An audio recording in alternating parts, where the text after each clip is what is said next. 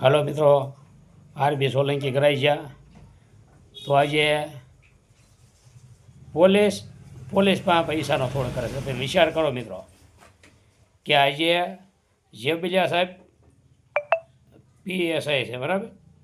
તો એ સરોજ વાવલિયા પાસે 8 લાખ રૂપિયાની માંગણી કરે છે.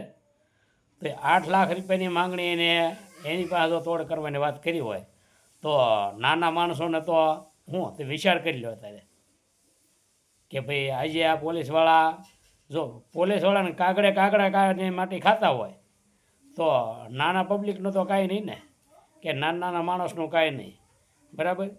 તો એ 8 લાખ રૂપિયા માગ્યા અને 8 લાખની અંદર ગીર સોમનાથનો તાલુકો છે, પ્રભાસ પાટણ મતલબમાં. તો એની અંદર 8 લાખ રૂપિયા માગવામાં આવ્યા. એને 5 લાખ રૂપિયા ઉછીના એને લીધા સરોજ વાવલી, બરાબર? કે નૈના બા જાડેજા પાસેથી મારી પાસે પૈસા નથી, એટલે નૈના બા જાડેજા પાસેથી હું પૈસા મગાવી લો એમ કરી અને 5 લાખ રૂપિયા નૈના બા જાડેજાને પાસેથી મગાવી લો. પછી DIG ને તપાસ સોંપી છે.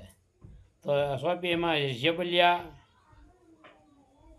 ઇન્સ્પેક્ટર જેબલિયા સાહેબ અને ઇન્સ્પેક્ટર કાગડા સાહેબ રેન્જ આઈજીને સોંપવામાં આવી. અને હિતેશ ધાંધલિયાને DIG રેન્જના DIG હિતેશ ધાંધલિયાને આ તપાસ સોંપવામાં આવી.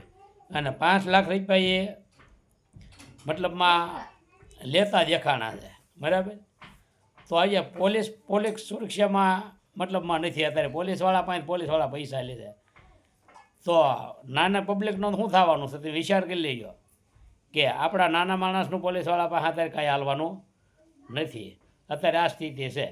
જો પોલીસવાળા પાસે PSI ના હોય અને PI પાસે જો આ પૈસા માગતા હોય તો પછી આપણે તો તમને કોઈ નાના માણસો છે, જેમ પોલીસવાળા દંડો પસાડેમાં આપણે પૈસા દેવાના છે, બરાબર?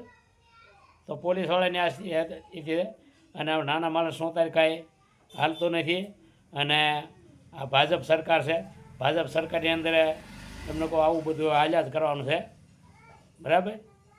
તો હું તો એમ કહું 2027માં ચૂંટણી આવે જ છે વિધાનસભા. તો આ વખતે જોઈ વિચારીને જે કાંઈ કરવું એ કરજો, બરાબર?